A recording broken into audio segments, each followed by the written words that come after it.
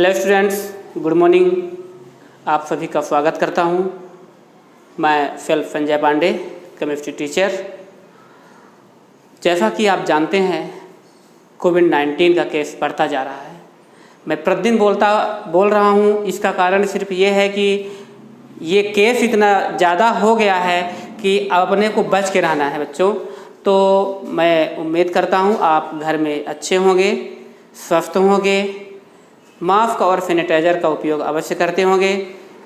मैं अभिभावकों से भी विनम्र अनुरोध करता हूं कि वो भी घर में रहें, क्योंकि अगर आपको आवश्यकता नहीं है, बिना मतलब का रोड पर और बाज़ार जाने की ज़रूरत नहीं है, क्योंकि बाज़ार में ही तो ज़्यादा से ज़्यादा केस बढ़ते जा रहे हैं। धीरे धीरे हो सकता है गांव में भी पहुंच जाएगा।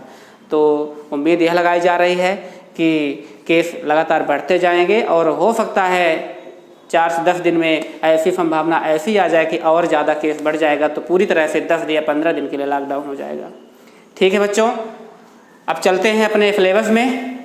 हम आपको पिछले सिलेबस में osmosis, diffusion, type of osmosis, osmosis pressure, ये सब मैंने आपको बताया। अब आज एक बहुत ही महत्वपूर्ण क्वेश्चन, इसको कहा जाए कि यानी वेरी इंपॉर्टेंट क्वेश्चन है, यानी बर्कले हार्टले विधि, परासरण दाब मापने की बर्कले हार्टले विधि का सचित्र वर्णन कीजिए। तो 3 नंबर के क्वेश्चन पेपर में पूछा जाता है, तो इसको हम नोट कर लेते हैं। ठीक है बच्चों, चलिए समझते हैं। ये देखिए आपके सामने एक डायग्राम दिख रहा है। इस डायग्राम की सहायता से हम इसके मेथड को समझ लेंगे। ठीक है, क्योंकि ये डायग्राम है किसका, तो बर्कले हार्टले विधि का डायग्राम है। ठीक है, देखिए क्या लिखा है ये इसमें एक इंस्ट्रूमेंट है। इस इंस्ट्रूमेंट में आपको यह दिख रहा होगा कि ये जो मोटी सी लेयर है, इस मोटी सी लेयर को क्या बोलते हैं बच्चों? इसको बोलते हैं सेमी परमिएबल मेम्ब्रेन। क्या बोलते हैं बच्चों? Semi permeable membrane. ये मोटी सी एक लेयर है और ये देखिए ऊपर लिखा भी है, इसका नाम लिखा हुआ है अर्धपारगम झिल्ली, हिंदी से बोलते हैं। इसके बाद इसमें एक केशिका नली लगी हुई है और इस केशिका नली को क्या बोलते हैं? ये देखिए ट्यूब जो है, इस नली को हम क्या बोलते हैं? केशिका नली। ठीक है बच्चों, और देखिए एक यहाँ पे दाब मापी भी लगा हुआ है, यानी दाब मापी, ये देखिए इधर पे दाब मापी लगा हुआ है टेम्परेचर मापने के लिए, कितने डिग्री टेम्परेचर पर काम हो रहा है उसको एक दाब मापी की सहायता से मापा जाता है। इसके ऊपर और आप जाएंगे तो ऊपर बाह्य दाब यानी एक प्रेशर लगा हुआ है, यानी उसका एक टेम्परेचर बनाए रखने के लिए प्रेशर लगा हुआ है कि इसका मतलब संतुलन बना रहे, समय के साथ ना तो घटे और ना ही बढ़े। तो ये क्या लगा हुआ है बच्चों? दाब मापी लगा हुआ है। इसको हम क्या बोलते हैं? दाब मापी। आ रहा है समझ में बच्चों? सॉरी, बाह्य दाब। दाब मापी तो आपका ये हो गया, बाह्य दाब ये है, यानी आउटर प्रेशर जिसको बोलते हैं। इसके बाद देखिए और एक इधर साइड क्या हुआ है, इस इंस्ट्रूमेंट के एक साइड केशिका नली और दूसरे साइड क्या लिखा है? कीप लगा हुआ है। क्या? जो जल संग्राहक केंद्र से जुड़ी भी है, जल संग्राहक केंद्र से क्या है? जुड़ी भी है। देखिए यहाँ पे जल भरा हुआ है, यहाँ विलयन है, यहाँ विलयन, इसको सॉल्यूशन बोलते हैं, जल को वाटर बोलते हैं और विलयन को सॉल्यूशन बोलते हैं। यानी ये जो आपकी कीप है जल संग्राहक नली से जुड़ी होती है। लास्ट में देखिए ये बाहर का जो लेयर है इसको बोलते हैं धात्विक आवरण। ये जो आपका बाहर के बाहरी एरिया है इसको क्या बोलते हैं? धात्विक आवरण। तो क्या आपकी समझ में आ गया डायग्राम? डायग्राम ज़्यादा कठिन नहीं है।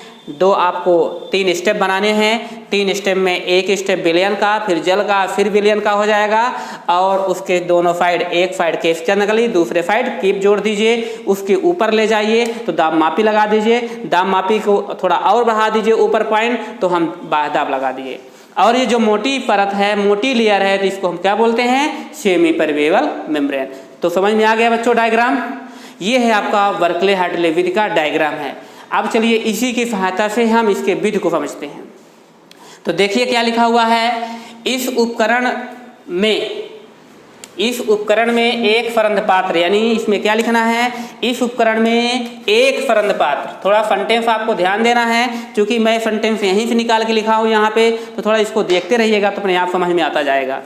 इस उपकरण में एक फरंद पात्र में जिसकी दीवारों पर, एक फरंद पात्र में इस उपकरण में एक फर्न पात्र में जिसकी दीवारों पर कॉपर फेरोफाइनाइट का जमाव होता है, यानी कॉपर फेरोफाइनाइट का क्या होगा, इनकी जो दीवारें बनी होती हैं, लेयर जो बनी होती हैं, तो कॉपर फेरोफाइनाइट का जमाव होता है। इसे गन मेटल से बने सिलेंडर यानी बाह्य पात्र में बंद कर दिया जाता है, यानी गन मेटल से बने सिलेंडर में और ऊपर से क्या कर दिया, बाह्य पात्र की सहायता से इसको बंद कर दिया जाता है, बंद किया गया होता है। इससे एक पिस्टन, इसमें एक पिस्टन और दाबमापी लगा है। देखिए एक पिस्टन भी है और दाबमापी, ये दाबमापी आपको इसको बोला जा रहा है और पिस्टन इसको। देखिए जब पानी भरा जाता है, पानी भरने के बाटल, जैसे ये बाटल है, तो इस बाटल के ऊपर एक पिस्टन लगा दिया जाता है ताकि इसका मतलब निकलने न पाए, प्रेशर बना रहे इसका, ठीक है। तो क्या बनाया उन्होंने, दाबमापी और बाह्य दाब, तो यानी एक पिस्टन और दाबमापी लगा होता है।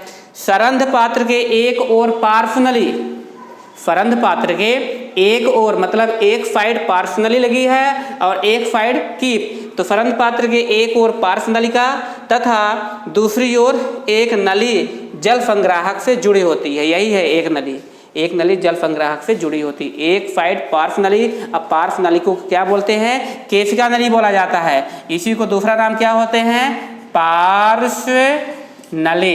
पार्श्व नली को क्या बोला उन्होंने, केशिका नली, और एक जल संग्राहक की से जुड़ी होती है।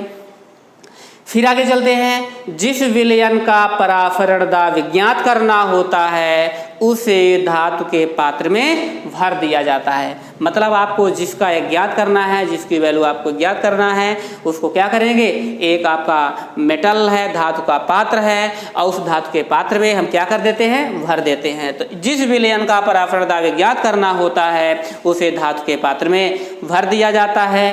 जबकि विलायक को सरंध पात्र में भरा जाता है, यानी विलायक को कहाँ भरा जाता है, सरंध पात्र में भर दिया जाता है।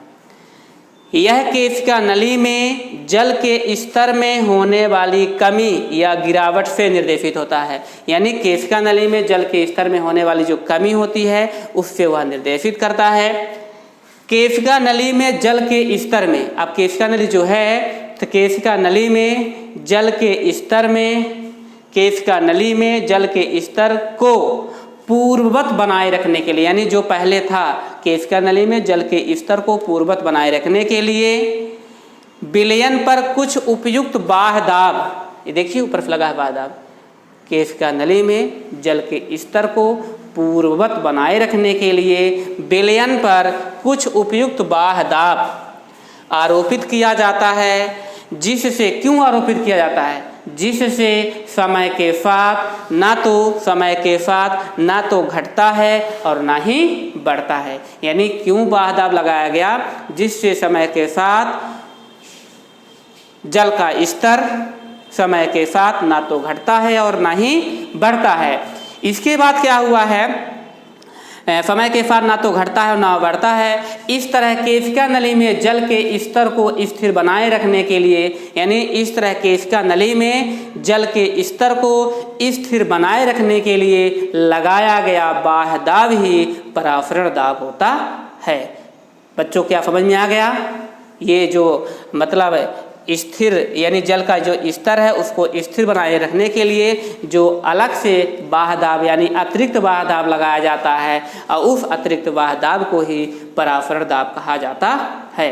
तो बच्चों क्या समझ में आ गया, मैं इसको एक बार पुनः एक्सप्लेन कर देता हूँ। देखिए क्या है, हमने एक डायग्राम बनाया, एक उपकरण है, इंस्ट्रूमेंट है, उस इंस्ट्रूमेंट में हमने क्या किया, विलयन लिया, फिर जल, फिर विलयन, और सबसे ऊपर में क्या किया, हमने पिस्टन लगाया, दाबमापी और बाह्य दाब लगाया। एक साइड केशिका नली, दूसरे साइड कीप जो होती है जल संग्राहक से जुड़ी होती है, केशिका नली इधर से जुड़ी होती है, और एक सेमी परमेबल मेम्ब्रेन होती है जिसको हिंदी में कहते हैं, क्या कहते हैं, अर्धपारगम झिल्ली। और वो है क्या, एक ये धातु का पूरा पार्ट है, किसका बना होता है, यानी कहना चाहिए धात्विक आवरण है। ये किसका बना है, धात्विक आवरण है। अब चलिए इसको समझते हैं थोड़ा सा। इस उपकरण में एक फर्न पात्र में जिसकी दीवारों पर कॉपर फेरोफाइनाइट का जमाव किया जाता है, यानी ये जो अर्धपारगम झिल्ली जो बनी होती है वो किसकी है, कॉपर फेरोफाइनाइट की बनी होती है। तो कॉपर फेरोसाइनाइट तो इसका फार्मूला क्या हो जाएगा, FeCN का होल 6, ये होता है आपका फार्मूला। Fe कॉपर है फेरोफाइनाइट, FeCN का होल 6 ये है आपका, यानी कॉपर फेरो Cu ये लगेगा, Cu FeCN का होल 6 कॉपर फेरोफाइनाइट। तो कहा गया इन्होंने, इसकी अगर ऑक्सीकरण संख्या देखा जाएगा तो हम क्या निकाल सकते हैं, 2 4 यानी Fe2, तो देख लीजिएगा उसको, कॉपर फेरोफाइनाइट। ठीक है बच्चों, तो इसमें क्या होगा, इसका हम ऑक्सीकरण संख्या निकलवाएंगे, आपको 9 चैप्टर में है ये। ठीक है, तो देखिए एक बार पुनः देखते हैं। जिसकी दीवारों पर कॉपर फेरोफाइनाइट का जमाव होता है, जो कि अर्धपारगम झिल्ली का काम करता है, यानी अर्धपारगम झिल्ली का व्यवहार करता है, इसे गन मेटल के पात्र में भर दिया जाता है और गन मेटल के पात्र में बने सिलेंडर में बंद किया गया होता है। इसमें एक दाब मापी और क्या एक पिस्टन और दाब मापी लगा होता है। फरंद पात्र के एक ओर पार्श्वनलिका तथा दूसरी ओर केशिका नली लगी होती है, यानी फरंद पात्र के एक ओर पार्श्वनलिका और दूसरी ओर क्या है, केशिका नली। ये देखिए केशिका नली है और उधर क्या है, कीप है, जो कि जल संग्राहक कीप से जुड़ी होती है। फिर लास्ट में क्या करते हैं, फिर लास्ट में ये लिखिए, जिस विलयन का पराशर दाब ज्ञात करना होता है उसे धातु के पात्र में भर दिया जाता है। इसके बाद क्या करेंगे, पॉइंट बाय पॉइंट आप नोट करते रहिएगा तो हमें आपको याद रहेगा। जिस विलयन का पराशर दाब ज्ञात करना होता है उसे धातु के पात्र में भर दिया जाता है, जबकि विलायक को किस में भरा जाता है, सरंध्र पात्र में भरा जाता है। यह केशिका नली में, अब यहाँ पे चलते हैं, यह केशिका नली में जल के स्तर में होने वाली यह केशिका नली में जल के स्तर में होने वाली कमी या गिरावट से निर्देशित होता है। केशिका नली में, अब यहाँ से पॉइंट है, चल पुनः चल गया, केशिका नली में जल के स्तर में होने वाली क्या, केशिका नली में जल के स्तर को पूर्ववत बनाए रखने के लिए क्या किया जाएगा, पूर्ववत बनाए रखने के लिए विलयन पर कुछ उपयुक्त बाह्य दाब, यानी कि कहना कुछ ये कि कुछ अतिरिक्त बाह्य दाब लगाया जाता है या आरोपित किया जाता है। जिससे, क्यों आरोपित किया जाता है, जिससे जल का स्तर समय के साथ ना तो घटता है और ना ही बढ़ता है। इसके आगे इस तरह केशिका नली में जल के स्तर को स्थिर बनाए रखने के लिए लगाया गया आवश्यक दाब ही क्या कहलाता है, परासरण दाब कहलाता है। तो बच्चों मैंने आपको क्या बताया, ये परासरण दाब मापने की बर्कले हार्टले विधि के क्या लिखा हुआ है, FeCN का होल 6। इसमें बच्चों थोड़ा इसको बैलेंस करिए आप, तो यानी आपको क्या करिए, Cu2 कर दीजिए, क्या करिए यहाँ पे Cu2 FeCN का होल 6। इससे यह पता चल जाएगा कि ये कॉपर फेरोफाइनाइट का फार्मूला भी बन जाएगा। और अभी मैं आपको इसका IUPAC नाम भी बता देता हूँ, क्योंकि पेपर में आपके IUPAC नाम पूछा जाता है। तो क्या हो जाएगा, Cu2 FeCN का होल 6। अभी मैं आपको इसका ऑक्सीकरण संख्या निकाल के देता हूँ, तो क्या हो जाएगा ऑक्सीकरण संख्या, इसकी 4 में 6 में 2 निकल जाएगा 4, यानी इसकी ऑक्सीडेशन नंबर ON नंबर क्या हो जाएगा, कितना आएगा, 4 आ जाएगा। अच्छा याद रखना बच्चों, इसकी जो ऑक्सीडेशन नंबर जो लिखी जाती है तो एक छोटे कोष्टक में लिखी जाती है, ये जैसे लिखा हुआ है। ठीक है, याद रखना आप, क्योंकि पेपर में पूछा जाता है और कंपटीशन में कभी कभी पूछा जाता है इस प्रकार के क्वेश्चन में, यानी उसकी जो ऑक्सीकरण संख्या होती है कितनी होगी। तो ON नंबर कितना होगा, 4 होगा। नाम क्या होगा इसका, थोड़ा देख लीजिए, कॉपर हेक्सा। कॉपर से हम देखिए इसका नाम कब चेंज हो जाता है, इसके आधार पर इसका नाम चेंज हो जाएगा और इसके आधार पर भी इसका नाम चेंज होता है। CN हमारा किस प्रकार का लिगेंड है बच्चों, तो क्या होगा लिगेंड, CN हमारा क्या होगा, किस प्रकार का लिगेंड है, नेगेटिव है लिगेंड। और केंद्रीय धातु परमाणु हमारा Fe हो गया और हमारा आयनीकरण क्षेत्र Cu हो गया। तो क्या हो जाएगा, कॉपर हेक्सा साइनोफेरेट। इसको अपने अभी हमने क्या बोला कि कॉपर फेरोफाइनाइट, इसका साधारण नाम अगर कहेंगे तो कॉपर फेरोफाइनाइट हो जाएगा और IUPAC नाम हो जाएगा copper hexa cyanoferrate 4th ion. Sorry ion नहीं बोलेंगे, क्यों नहीं बोलेंगे, क्योंकि यहाँ पे कोई भी पॉजिटिव चार्ज या नेगेटिव चार्ज नहीं लगा हुआ है। आगे समझ में तो ये जो भी कॉपर फेरोफाइनाइट का फार्मूला यहाँ पे पूछा गया, यानी क्या लिखा हुआ है कि जिसकी दीवारों पर कॉपर फेरोफाइनाइट का जमाव होता है, तो यानी यही है कॉपर फेरोफाइनाइट Cu2Fe का होल 6। इसी के साथ साथ मैं आपको अगर चाहिए तो मैं ये भी थोड़ा बता देता हूँ, जैसे ये किस टाइप का है, तो K4Fe का होल 6। ये आप जाकर आगे पढ़ेंगे 9 चैप्टर में, तो इसका नाम क्या हो जाएगा, पोटेशियम हेक्सासाइनोफेरेट। ऑक्सीकरण संख्या कितनी हो जाएगी इसकी, ऑक्सीडेशन नंबर कितना हो जाएगा 2। तो 2 कैसे लिखा जाएगा, इसे ऐसे रोमन गिनती में लिखा जाता है इसको। ठीक है बच्चों, तो मैंने उसी से रिलेटेड आपको ये भी बता दिया गया। तो ये आपका रहा कॉपर फेरोफाइनाइट का फार्मूला, उसके बारे में मैंने थोड़ा डिस्कशन किया। अब आगे चलते हैं, पेपर में अगर पूछा जा सकता है, कुछ इनकी विशेषताएं भी पूछी जाती है। तो क्या पूछा जाता है बच्चों, इनकी विशेषताएं। तो आप एक एक करके विशेषताएं भी थोड़ा ध्यान से सुन लीजिए और समझ लीजिए। बच्चों ये आपका इम्पोर्टेंट क्वेश्चन है, आप इसको अच्छे से पढ़ लीजिए, क्योंकि इम्पोर्टेंट क्वेश्चन वैसे ध्यान दिया जाता है। और इस अध्याय से 5 नंबर का क्वेश्चन पूछा जाएगा, जिनमें से 2 नंबर के और 3 नंबर के। तो आपको किसी साइंटिस्ट का मैं आपको नाम बताऊंगा, वो साइंटिस्ट क्या किए, रिसर्च किए हैं, कक्षा 12 के छात्र 100 में 100 मार्क्स ला सकते हैं मैथ की तरह। ऐसा क्यों, क्योंकि इसमें हर चैप्टर से यह डिवाइड किया गया है कि कितने नंबर के मार्क्स कितने नंबर के आने वाले हैं, यानी इतने कौन से चैप्टर से कितने नंबर का आने वाला है, सभी तरह से दिया गया है। तो आपसे उम्मीद करते हैं कि आप क्या करिए, एक एक क्वेश्चन, ये आपकी क्या लिख रहा हूं मैंने, विशेषताएं। ठीक, किसकी विशेषताएं हैं, बर्कले-हार्टले विधि की विशेषताएं हैं। पहली विशेषता थोड़ा देखिए क्या है पहली विशेषता, इसमें पराफरण दाब के मापने के लिए अन्य विधियों की तुलना में कम समय लगता है।